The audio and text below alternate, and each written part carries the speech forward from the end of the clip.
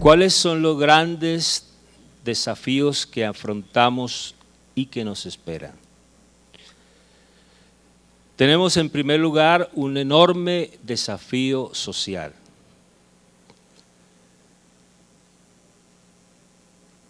Incremento acelerado de los grandes problemas sociales ya padecidos en los siglos pasados, pobres en sus niveles más bajos, la marginalidad, crisis en la niñez, crisis de valores, además en el aspecto económico enfrentamos una economía descentralizada, el libre mercado, la globalización de la economía. Todo eso, aunque pareciera a luces de algunos expertos benéficos, ha generado algunas secuelas no muy agradables, como el desempleo.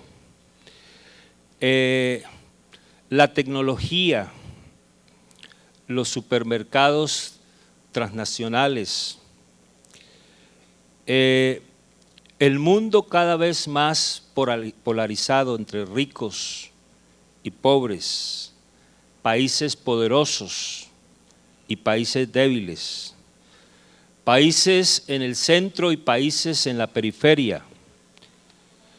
Pero por sobre todo nos estamos enfrentando también a una nueva religiosidad. Una nueva religiosidad caracterizada por ser sincrética, es decir, que fusiona diferentes expresiones religiosas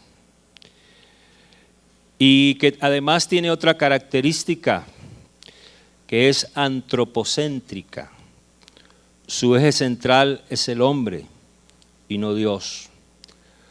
Una nueva religiosidad emotiva, autosuficiente y, por qué no decirlo, también mística.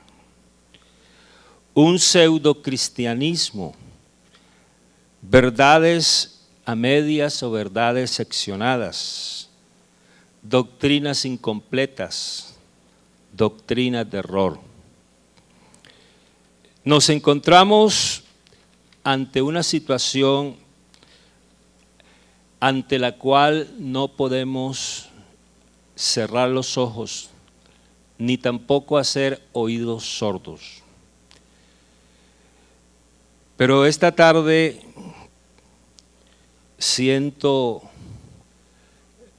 dentro de mí, y esto hacia el Señor, una expresión de gratitud,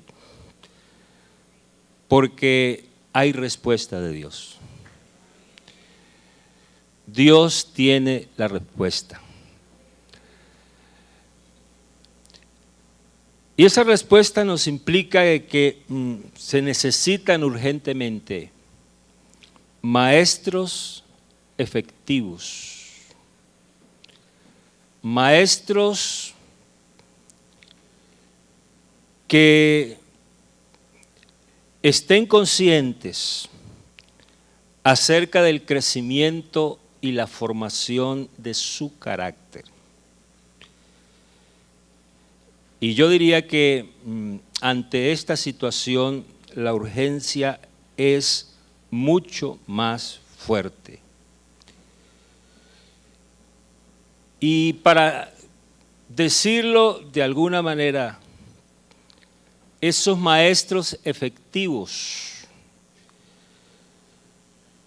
tenemos que declararlo esta tarde sin ninguna duda. Son aquellos que su ministerio fluye, porque la verdad que el ministerio fluye y usted y yo sabemos cuál es la fuente a partir de la cual fluye un ministerio. Esa fuente es el Señor Jesucristo. De manera que a través de esa fuente, nuestro ministerio, y a partir de ella fluye más que del hacer, fluye del ser. Porque el ser determina el proceder. Y aparte de Dios, aparte de Cristo, los maestros, los que enseñamos, no tenemos nada que ofrecer a los que guían. Pudiéramos decir entonces que el ingrediente esencial de un maestro efectivo es la poderosa presencia de Dios en su vida. Todo eso entonces genera en nosotros un compromiso. ¿Alguien se preguntó algún día qué es un compromiso? Y es una buena pregunta. ¿Qué es un compromiso? La verdad que un compromiso es la máxima expresión de un vínculo. Y yo creo que si algo nos vincula con el Señor hoy, si hay algún lazo o nexo que nos vincula con Él hoy, es que estamos comprometidos con Él. Estamos comprometidos con su obra y estamos comprometidos con su propósito. Ese compromiso, que es la máxima expresión de un vínculo, se da no por obligación, o yo diría más que por obligación y más que por disciplina, se da por un deleite. Nosotros no servimos a Dios porque nos toca, ni servimos a Dios porque nos hemos acostumbrado a servirle. Le servimos a Dios porque para nosotros es un deleite servirle a Dios. De tal manera que en ese sentido es que se expresa nuestro compromiso. Nuestro compromiso se puede definir como fidelidad por gratitud, y que a la vez nos lleva a identificarnos con Él, con su obra y con su propósito. Hace algunos años, en una charla que se dio sobre el proceso de formación de un líder, se hacía la pregunta casi que constante en ese tipo de charlas: si los líderes nacen, si los líderes se hacen. Y se preguntaba y se respondía acerca de cuál era el proceso de formación de un líder. Y recuerdo que se decía que habían 3 elementos fundamentales. 1, una experiencia personal con Él. 2, una identificación con su obra. Y una identificación con su propósito. De tal manera que eso, por extensión, lo podemos aplicar a nosotros como maestros efectivos. Maestros efectivos que hemos sido dotados, hemos sido capacitados. Uno se admira ver a todos estos hermanos que participan en estos congresos, la manera tan hábil y tan diestra como ellos expresan sus ideas, enseñan sus conceptos. Y uno de verdad que queda admirado y tiene que decir gloria a Dios. Porque sí creo, y yo sé que usted está de acuerdo conmigo, que no somos competentes por nosotros mismos para pensar algo como de nosotros mismos. Es que nuestra competencia, nuestra habilidad, nuestra destreza, nuestra suficiencia proviene de Dios. De tal manera, hermanos, que hay toda una capacidad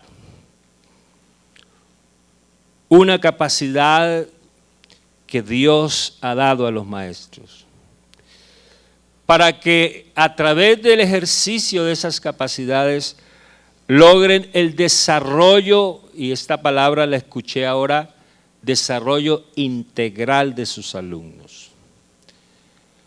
Para que a través de ella también sean inspiración a sus alumnos. Alguien decía que los estudiantes no recuerdan tanto los contenidos como a los profesores. Y es que es verdad, a uno le quedan muy fijos los profesores que le marcaron sus primeros años de enseñanza. Casi que los tiene ahí grabados, los tiene ahí plasmados, los tiene ahí dibujados, los tiene ahí escritos en el recuerdo, en su mente. Y es eso entonces lo que uno nota, que el maestro es como un libro abierto que los alumnos leen constantemente. Por eso entonces un maestro dinámico y entusiasta contagia a sus alumnos. Un maestro que tiene una postura de aprendizaje, porque la verdad que todos los días, y yo me matriculo en el grupo de aquellos que estamos afirmando que todos los días estamos aprendiendo algo nuevo. Y yo sé que usted se va a llevar de este congreso un enorme capital, un enorme valor para su ministerio y que va a bendecir y a beneficiar a muchos niños que hacen parte de la generación de hoy y que será y seguirá siendo la respuesta de Dios para esta sociedad. Un maestro que además tiene una definición clara de su ministerio, del valor de él, y que tiene una visión clara, y que entiende las circunstancias que rodean el quehacer pedagógico como parte del desarrollo que Dios le está dando a su ministerio. Porque todavía la Biblia dice que a los que aman a Dios, hasta las crisis les ayudan a bien. Bienvenida a la crisis, porque a través de la crisis los que amamos a Dios vamos a salir beneficiados. De tal manera que un maestro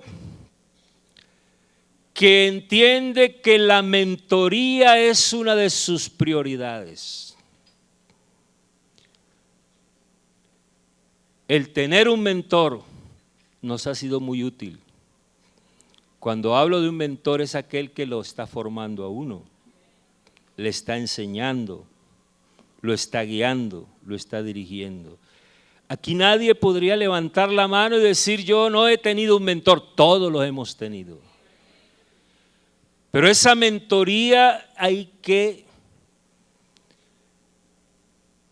reproducirla, hay que compartirla.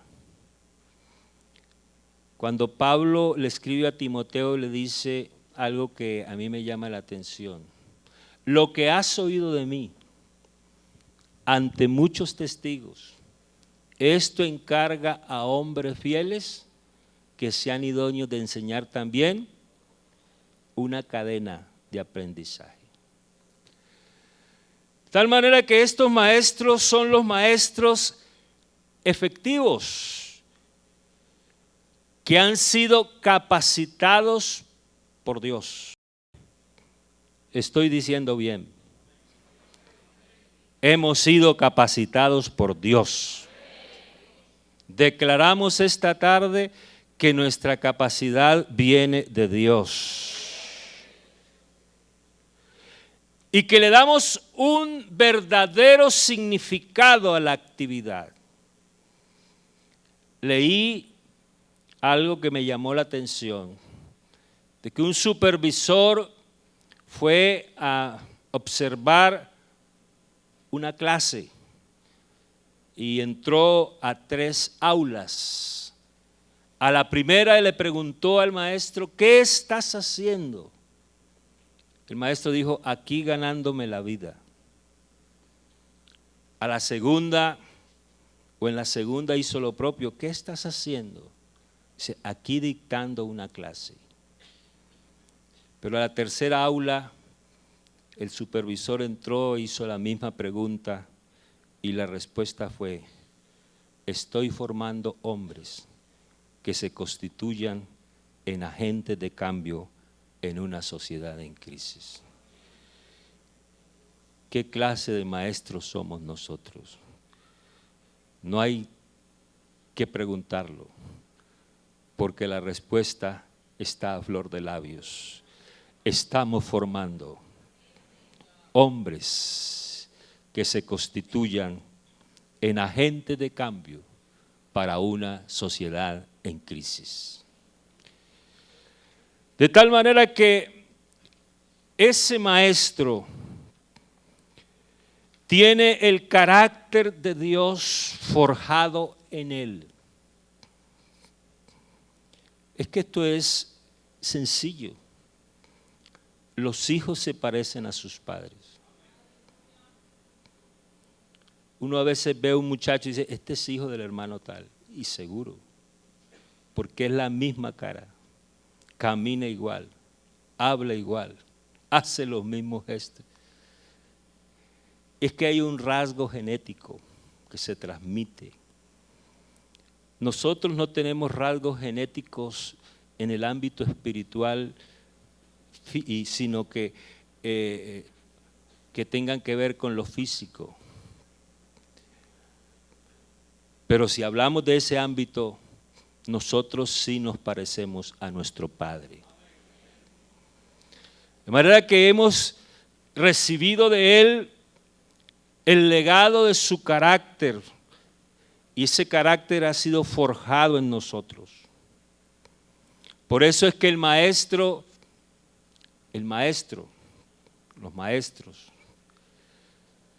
y yo puedo decir que los maestros que están aquí son maestros íntegros.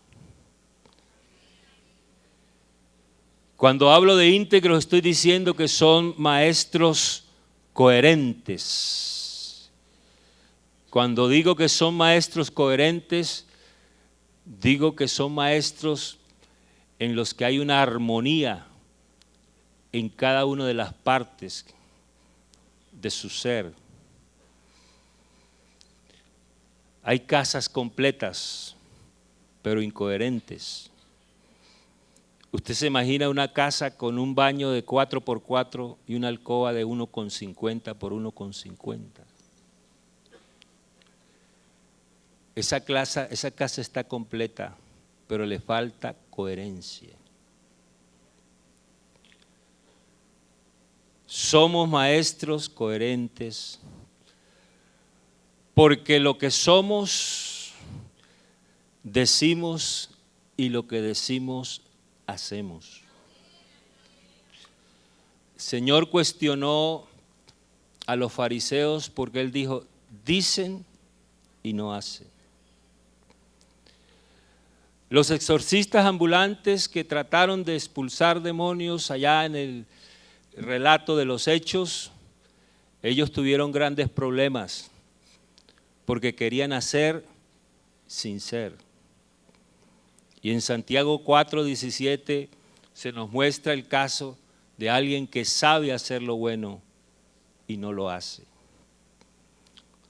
Son modelos de incoherencia que están en la Biblia. Pero démosle gracias a Dios, porque los maestros de la iglesia son maestros coherentes. ¿Y por qué no decimos entonces que esa coherencia es un rasgo que trasciende a todas las actividades nuestras? Y la verdad que cuando se habla de coherencia, la coherencia trae beneficios y frutos. ¿Sabía usted que la coherencia trae tranquilidad?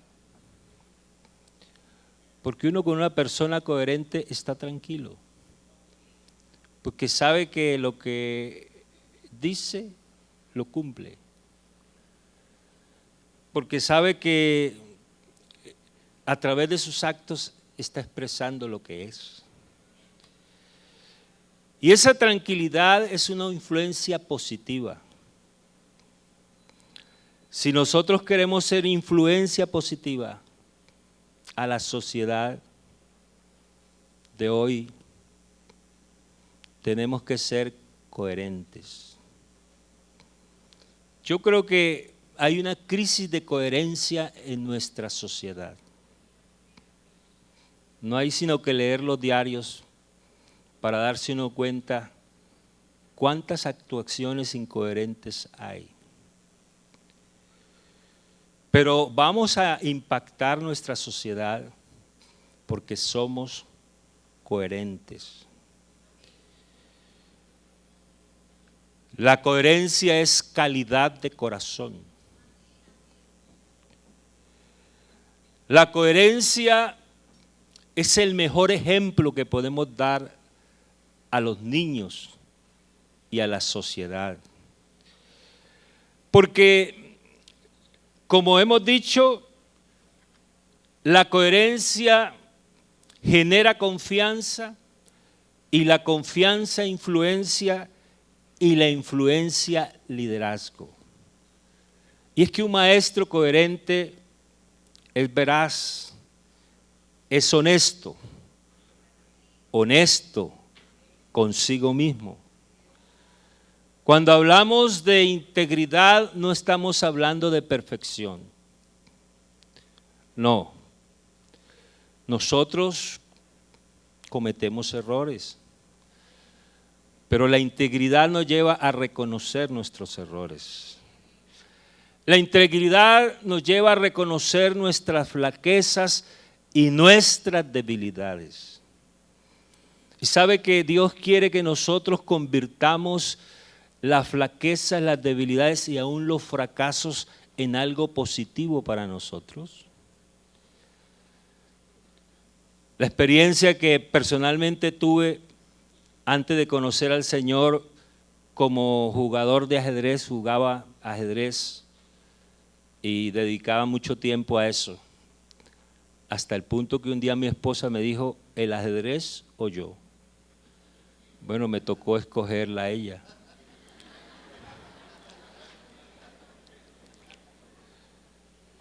Pero algo que aprendí es que los triunfos le encubren a uno los errores. Cuando uno gana una partida piensa que todo lo hizo bien y no es así. Pero el éxito le encubre a uno los errores. Pero encontré que cuando perdía una partida, la derrota me desnudaba los errores. Y me decía, esto no lo vuelvo a hacer, esto tampoco. ¿Qué error cometí aquí? Y la verdad que a través de la derrota, un ajedrecista se va perfeccionando. Estoy pensando en eso porque no podemos confundir integridad con perfección. Bueno,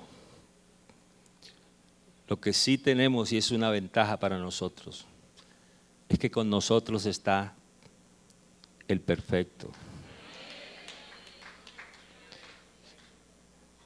Alabanzas al Señor. El que ve la obra terminada. Yo me he preguntado por qué Él nos ve perfectos. Y es que Él ve la obra terminada. ¿Y nosotros por qué nos vemos imperfectos? Porque nosotros vemos la obra en proceso. Y la obra en proceso es imperfecta. Pero la obra terminada es perfecta. Estamos en las manos del Maestro, el que nos está perfeccionando. De tal manera entonces, hermanos, que el Maestro efectivo y que ejerce influencia y que tiene liderazgo es el Maestro íntegro. Yo creo que en eso debemos nosotros persistir. ¿Sabe que una de las palabras que más enfatizó el Señor es esa? Él habló de lo mismo de muchas maneras. Él habló de permanecer. Permaneced en mí y yo en vosotros, porque separado de mí, el que perseverare hasta el fin, este será así. Él insistió en eso, en que nosotros debemos persistir en la integridad. Si nosotros recordamos lo que 1 Corintios 15, 58 dice, porque a uno le parece un versículo fuera de contexto. Ustedes saben que el capítulo 15 de 1 Corintios está hablando de la resurrección, de lo que es el Evangelio, de la realidad de la resurrección, de cómo van a resucitar los muertos. Y termina diciendo que vamos a tener la victoria gracias a nuestro Señor, y con esa exclamación, ¿dónde está, oh sepulcro, y oh muerte, tu aguijón? Y entonces, después de decir todo eso y de enfatizar lo que Dios ha hecho por nosotros, el escritor bíblico cierra con broche de oro el capítulo 15 y dice, así que hermanos, estad firmes y constantes, creciendo en la obra del Señor siempre, sabiendo que vuestro trabajo en el Señor no es en vano. Un llamado a perseverar, un llamado a ser constantes, un llamado a no bajar los brazos, un llamado a mantener nuestro corazón y nuestro ánimo dispuesto. De tal manera, hermanos, que aunque estemos en una sociedad poco razonable y egocéntrica, debemos insistir en ser íntegros. Aunque la sociedad se rehúse al cambio, seamos íntegros. Porque, hermanos, la sociedad, hablemos un poquito de la sociedad. Y por extensión hablemos de los estados y de los gobiernos y de las campañas educativas y todos los esfuerzos que hacen los estamentos establecidos, valga la redundancia, para afrontar la crisis. Y nos damos cuenta que muy bien intencionadamente todos ellos procuran, se esfuerzan, hacen grandes inversiones para librar a la sociedad de hoy de las consecuencias del pecado. Y siempre me ha llamado la atención que uno va entrando a una ciudad y se encuentra con un letrero grande y muy bien resaltado que dice: si bebió, entregue las llaves. Lo están librando de un accidente, de una muerte, de un trauma, pero no lo libran de la borrachera ni del alcoholismo. Y uno sigue caminando en la ruta y encuentra otra valla que dice: sexo seguro, use preservativo. Lo están librando de un SIDA, de un embarazo indeseado, pero no lo libran del adulterio ni de la fornicación. Se quiere librar al hombre de las consecuencias del pecado y eso está bien. Eso está bien. Pero las consecuencias del pecado es el síntoma de la enfermedad. Pero el maestro de hoy, el maestro que Cristo ha llamado, el maestro que está aquí sentado esta tarde en este recinto, el maestro que tiene el poder de Dios en su vida, el maestro capacitado por Él, tiene la solución completa. Porque usted, hermano maestro, no va a librar a la sociedad a través de su ministerio de las consecuencias del pecado. A través de su ministerio usted va a librar a la sociedad del pecado mismo. Y el que se libra del pecado, se libra de las consecuencias del pecado. El Señor no vino solamente a librarnos de las consecuencias del pecado. Juan lo dijo: he aquí el Cordero de Dios que quita el pecado del mundo. A veces nosotros nos queremos librar de las consecuencias y no del pecado. Bueno, ya sabemos lo que ha pasado, ¿verdad? El caso de Saúl, que él se quiso librar de las consecuencias, de que su imagen quedara deteriorada, de que se hablara mal de su condición y de su posición, y le pidió al profeta que lo honrara delante del pueblo. Parece que le dolió perder la corona. Perder la corona es la consecuencia del pecado. Pero en contraste, David, aunque parece que el pecado de David es más grave, David no se quiso librar de las consecuencias del pecado ni de su reputación, que su reputación quedara afectada y su posición y su imagen. David se quiso librar del pecado y apuntó a la solución: crea en mí, oh Dios. Crea en mí, oh Dios. Crea en mí, oh Dios, ¿qué? Y renueva un espíritu recto de mí. David no le dolió perder la corona, le dolió perder la salvación. Y es que hay personas que les duele más perder la corona que la salvación. Uno se puede encontrar con ministros que les duele más perder el ministerio que perder la salvación. Pero antes que ministros, somos salvos. Y aquí hay ministros, pero más que ministros, más que ministros de la enseñanza,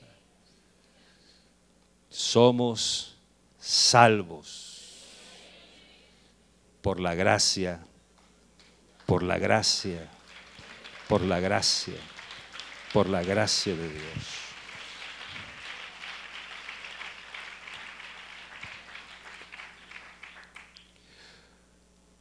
Algunas frases que se han escrito sobre los maestros es que los maestros han dado que pensar y han generado expresiones.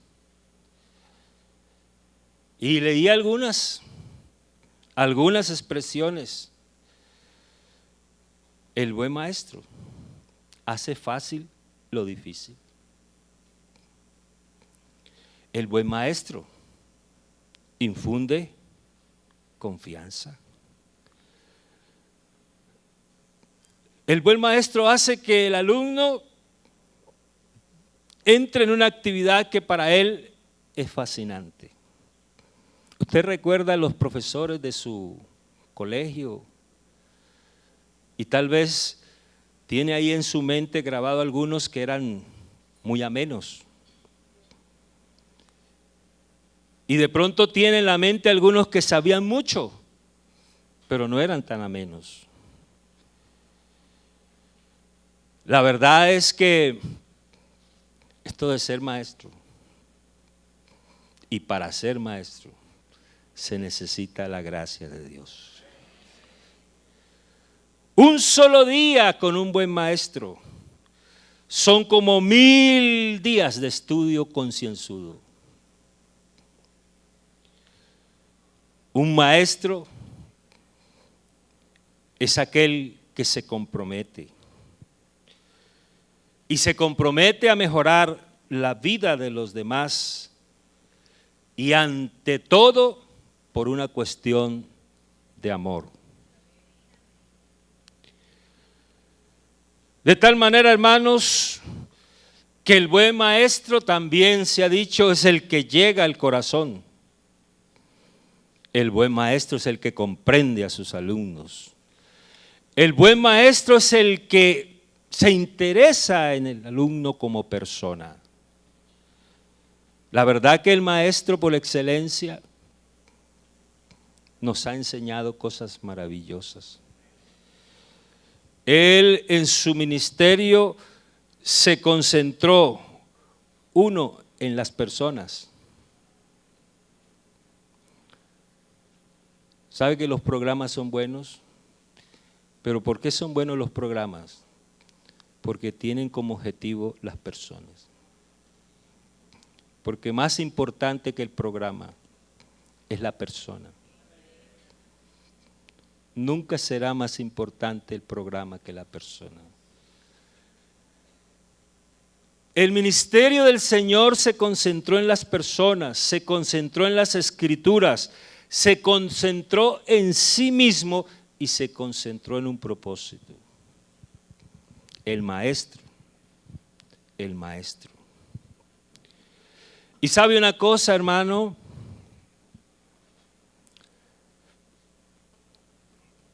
esto de multiplicar, yo escuché esa palabra aquí a alguno, multiplicar, ¿cierto? Multiplicar. A veces nosotros miramos los milagros de Jesús de una manera que realzamos algunos, minimizamos otros y pasamos por alto otros. La verdad que hay milagros que son impactantes por su forma, por su resultado, por las circunstancias, por la situación. Pero hay un milagro que está allí y que de pronto no lo hemos notado tanto. Y es el milagro de la multiplicación. Tal vez usted está pensando en la multiplicación de los panes y los peces. Pero hay otro milagro que tiene que ver con eso, con la multiplicación, y al cual quiero referirme. El hecho de que el Señor dejó 11 hombres,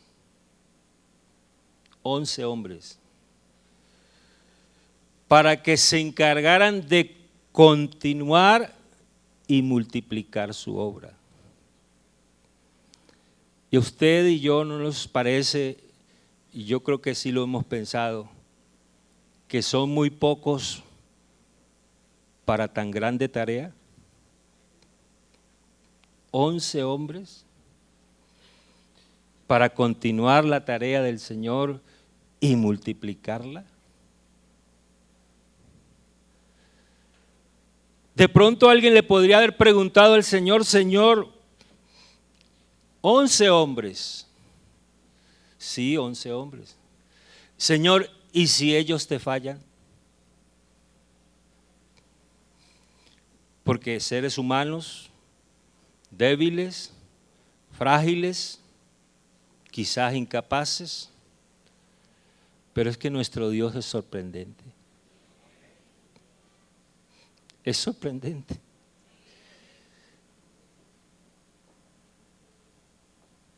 Y tal vez la misma reflexión podría tener alguno hoy.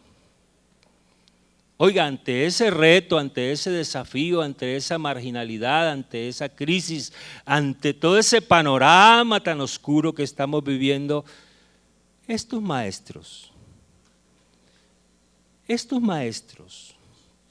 y alguien dirá: ¿y si ellos te fallan? ¿Qué nos diría el Señor esta tarde? Yo creo que nos diría lo mismo que le diría a aquellos cuestionadores del principio: yo confío en ellos.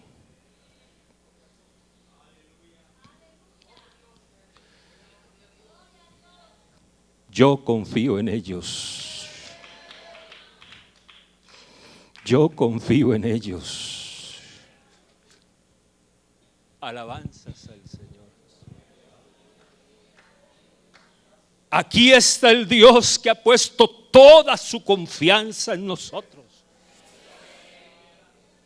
¿Y quiénes somos nosotros para que Él hubiera puesto toda su confianza en nosotros?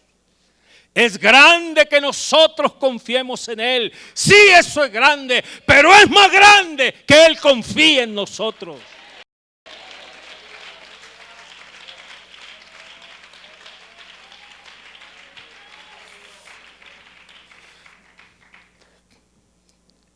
La verdad, hermanos, que hay respuesta de Dios. Hay respuesta de Dios. ¿Usted está de acuerdo conmigo? Maestros de escuela dominical, líderes de escuela dominical, ¿está usted de acuerdo de que Dios tiene una respuesta? ¿Está usted de acuerdo de que Dios tiene una solución?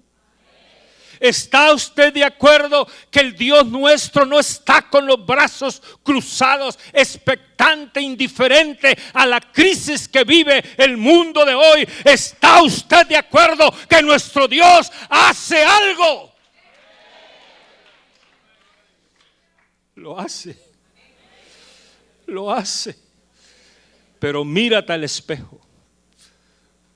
Porque tú eres la mujer y el hombre a través del cual el Dios que está aquí con nosotros va a hacer una obra.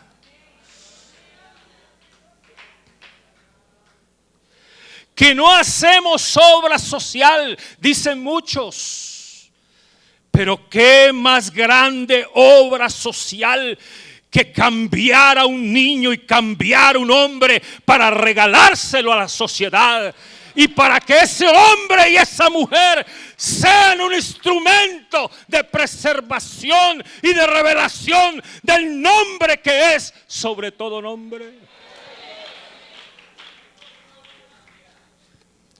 Estamos haciendo obra social.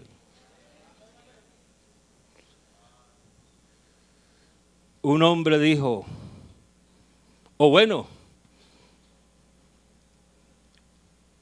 alguien dijo, cuando estaba muy joven, y usted tal vez lo ha escuchado, yo quise cambiar el mundo. Crecí un poco y quise cambiar a mi país. Pocos años más tarde, quise cambiar a mi familia. Y me volví viejo. Y me di cuenta que el que tenía que cambiar era yo. El mundo ha sido cambiado por hombres a los que el mundo no ha podido cambiar. Y yo me atrevo a poner este dedo así sobre ustedes. Si usted me lo permite, esta tarde, para decir: aquí están esos hombres.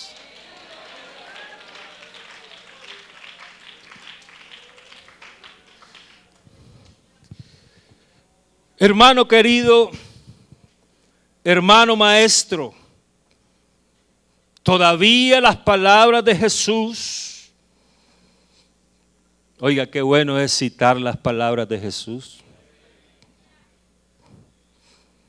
El cielo y la tierra, la crisis pasará, pero hay algo que no pasa. Las dificultades serán cada vez mayores. La sociedad cada vez será más diferente, cambiante. Alguien dijo que la constante del mundo ahora es el cambio. Y por ahí estaba mirando la conferencia de la hermana Retamoso, viendo a los niños ahí con el dedo en el computador y con el dedo en el mouse. Yo recuerdo que nosotros construíamos nuestros juguetes de madera, machacábamos latas. Ahora todos los niños de hoy andan en la tecnología, lo moderno. El mundo está cambiando, pero hay algo que no cambia. Hay algo que no cambia. Hay algo que sigue igual.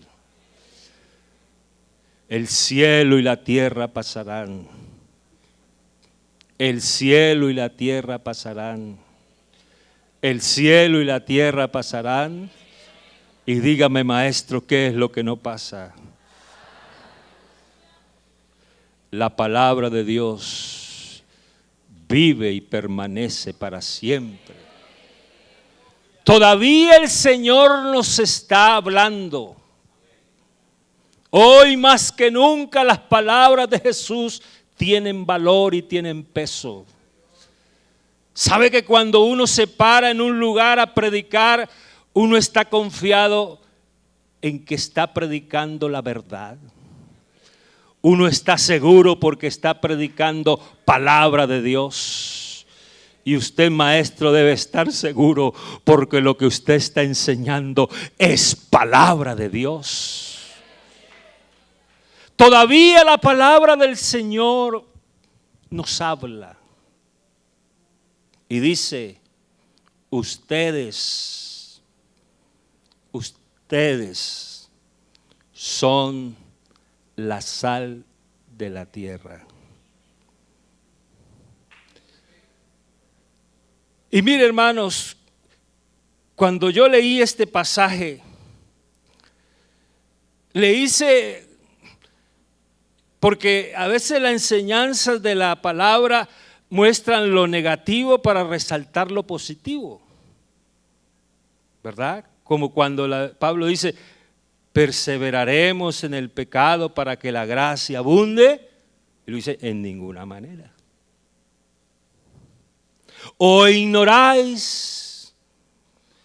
Entonces él muestra lo negativo para resaltar lo positivo. Y yo quise trasladar esto que parece una expresión negativa a lo positivo. Porque el Señor dice: ustedes son la sal de la tierra. Y dice: pero si la sal se desvaneciere.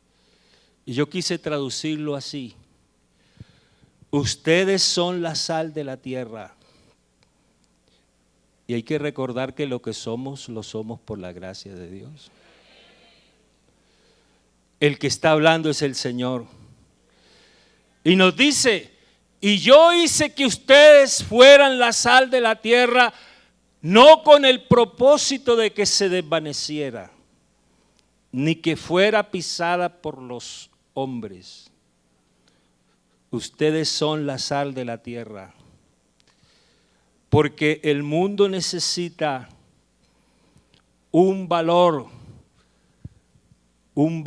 que el mundo no tiene, una integridad que el mundo no tiene, una verdad que el mundo no tiene, una respuesta que el mundo no tiene. Pero nosotros somos la sal de la tierra. De tal manera que esto que dice el Señor todavía tiene vigencia.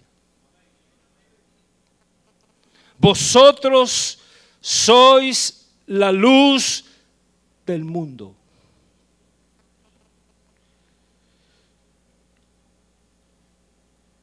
Y yo hice de ustedes, dice el Señor, la luz del mundo, no para ponerlos debajo del almud, sino para colocarlos en alto. Porque no se pone la luz debajo de un almud, y tampoco una ciudad se coloca en un lugar bajo para que alumbre, sino que se coloca en alto, en un monte. Yo no sé cuántos montes hay en la tierra, y creo que el monte más alto es el monte Everest, pero hay un monte más alto. El monte más alto es donde el Señor nos colocó a nosotros. Yo no sé cuántos candeleros hay en el mundo, pero nosotros estamos en el más alto. Porque allá en lo alto es que alumbra la luz. Y dice la Biblia que no solamente alumbra a todos los hombres, sino que alumbra a los que están en casa.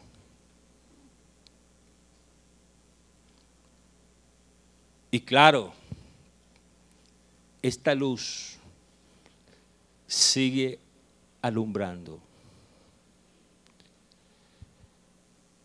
Yo estaba pensando, hermanos maestros,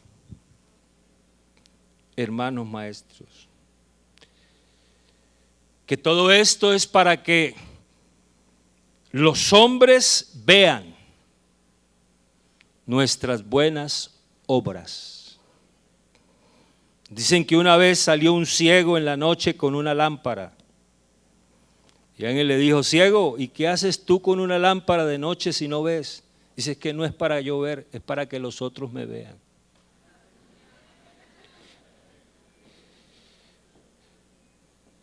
Hermanos, la luz le va a permitir a los hombres de este mundo que nos vean.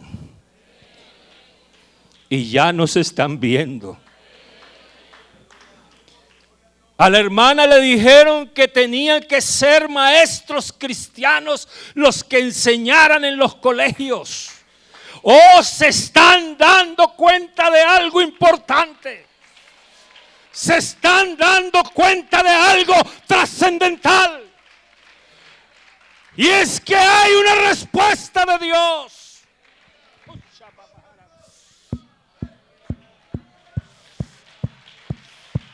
Hay una respuesta de Dios.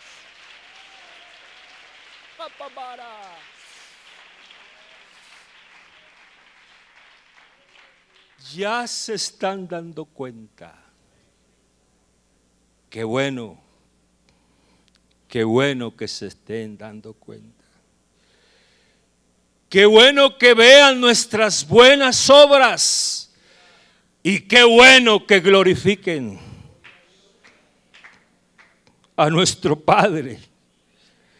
Que no nos glorifiquen a nosotros, no, ni más faltaba. No, fuera de eso, esa idea de nosotros, no a nosotros, oh Jehová, sino a tu nombre, la gloria.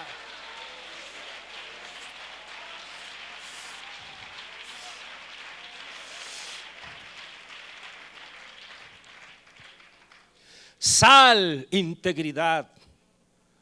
Luz, influencia. Posición estratégica para alcanzar el cometido. Qué bueno que esta tarde hay aquí maestros con visión, con una visión más allá del aula escolar.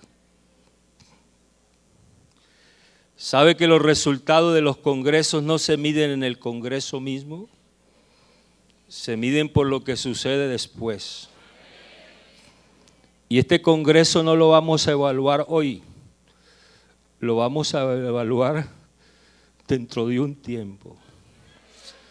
Cuando escuchemos, cuando oigamos, cuando vengan las noticias de que hay maestros impactando, dejando huella, transformando, siendo elemento de influencia a esta sociedad en crisis. Me llamó la atención lo que me dijo una hermana en la Argentina un día, porque en la Argentina hubo una crisis terrible. Ustedes la vieron por televisión, cómo la gente asaltaba los supermercados, los bancos se quebraron, la plata se perdió. Argentina en crisis. ¿Y usted qué cree? ¿Que la iglesia estaba en crisis? En ninguna manera. La iglesia no está en crisis, decía una hermana. La iglesia está en Cristo. Y el que está en Cristo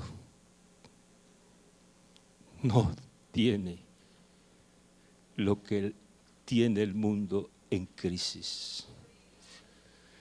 Entonces, hermanos, hay aquí hoy maestros con una visión más allá de las aulas, que no se dejan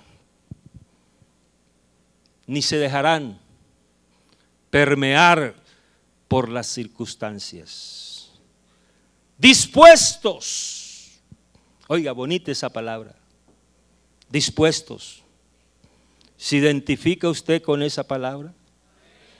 Dispuestos, decididos,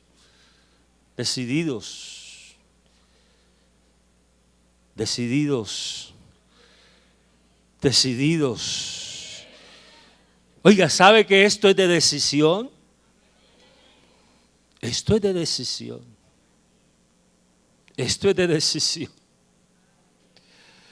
El hombre a veces, en su actitud inteligente, entre comillas, elabora frases para echarle la culpa a Dios de lo que sucede. Sí. Y uno escucha a veces hermanos que le dicen al otro, no, tranquilo, que si su hijo es inconverso y Dios lo tiene para ser salvo, él llega al Señor. Suena bonito, ¿cierto? Pero le quiero decir que Él tiene a todos para ser salvos. ¿O no? Y por todos murió.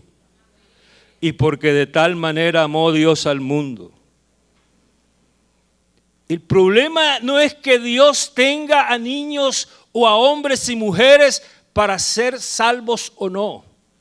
El asunto es que los niños, las mujeres y los hombres de Dios se den cuenta y entiendan que Dios los quiere salvar. Es más, los salvó hace 2000 años.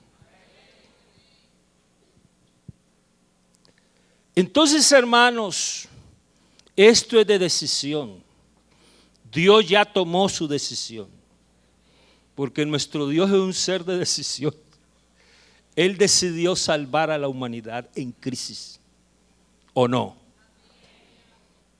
Él decidió salvar a la humanidad en crisis y a Él se le ocurrió la brillante idea, la sabia idea, porque las ideas del Señor son sabias y brillantes, que lo iba a hacer a través de nosotros. Bendito sea el Señor, bendito sea el Señor. Alabamos al Señor, nos sentimos honrados, nos sentimos dignificados, nos sentimos nosotros colocados en un lugar de privilegio. Claro que sí, esto es de decisión. Dispuestos y decididos a influenciar al mundo. Mire, hermanos, yo venía pensando en el avión algo muy simple y muy sencillo, pero esas ideas simples a uno lo llenan de alegría, de gozo, lo tocan, lo emocionan, lo motivan, lo incentivan. Yo me puse a pensar lo que sucedió en Colombia hace 70 y pico de años. Llegó un hombre llamado, ¿cómo se llamaba? Larsen, con una vela encendida. No era que él trajera una vela encendida en la mano, él era una vela encendida. Colombia estaba oscura y ese hombre, esa vela encendida, comenzó a encender otras velas.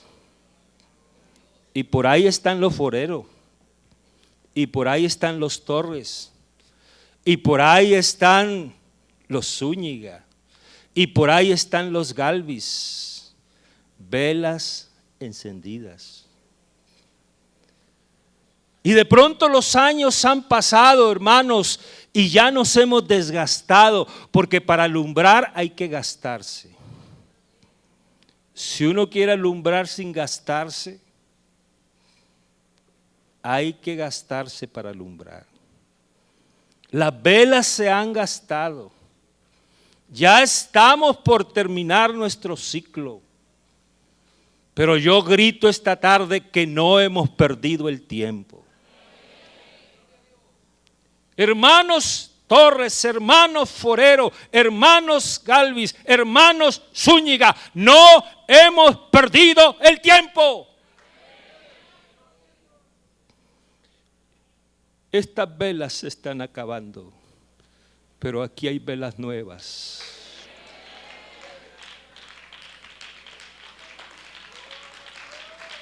Aquí hay velas nuevas. Aquí hay velas nuevas.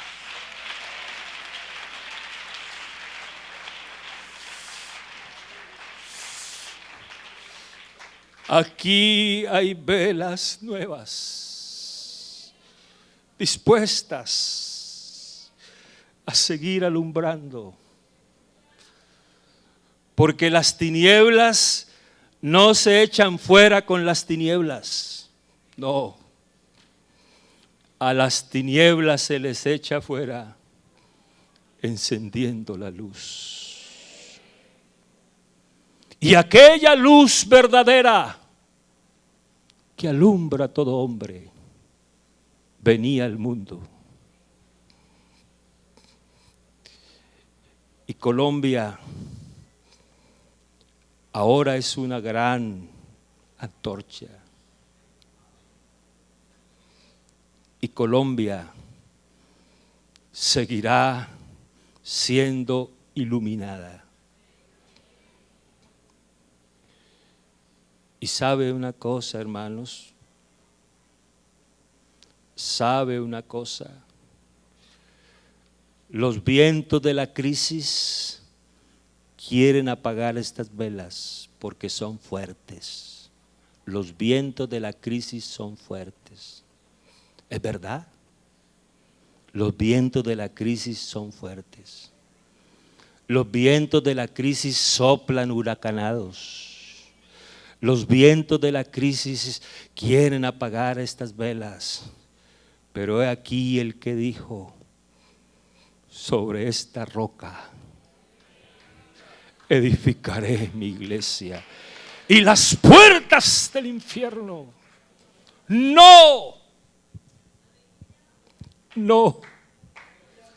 resalto ese no, enmarco ese no, lo pongo con negrilla ese no, lo magnifico ese no, porque ese no salió de los labios del dueño de esta iglesia.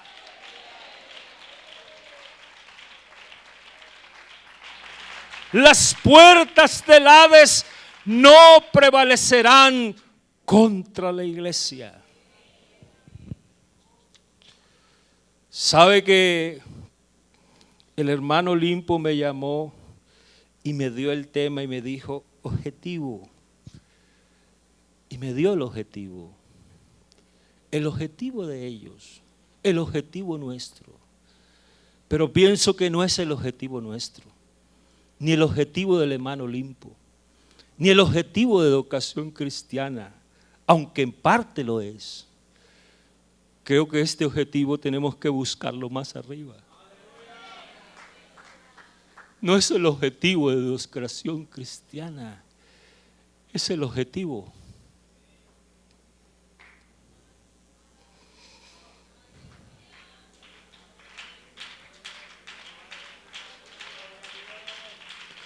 Es el objetivo de Dios.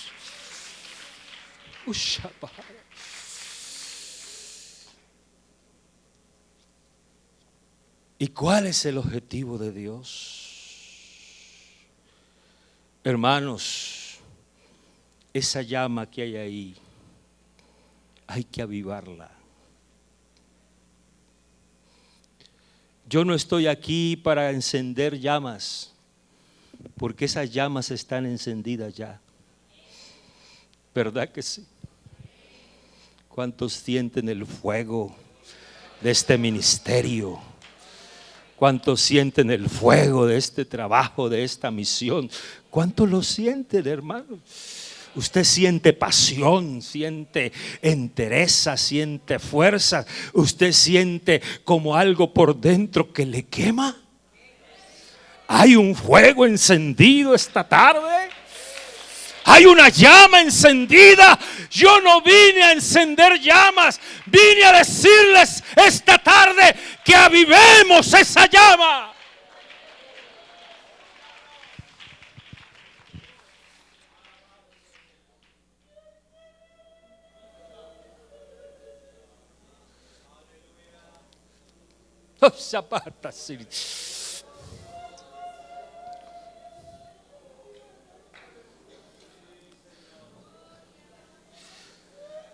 Maestros,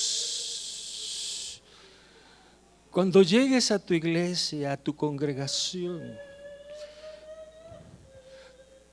tú vas a contagiar a otros, porque esta llama contagia. Esta llama no solamente ilumina, sino que irradia calor. Tú vas a contagiar a otros. Tú vas a hacer que otros se comprometan también. Y como decía un predicador, es imposible que haya un incendio y la gente no corra a ver qué está pasando. Cuando hay un incendio, la gente corre a ver qué está pasando. Y yo dije, ¿verdad? Es así. A veces necesitamos es que haya un incendio. Que haya un incendio para que la gente corra, llegue, se inquiete, pregunte, cuestione, busque.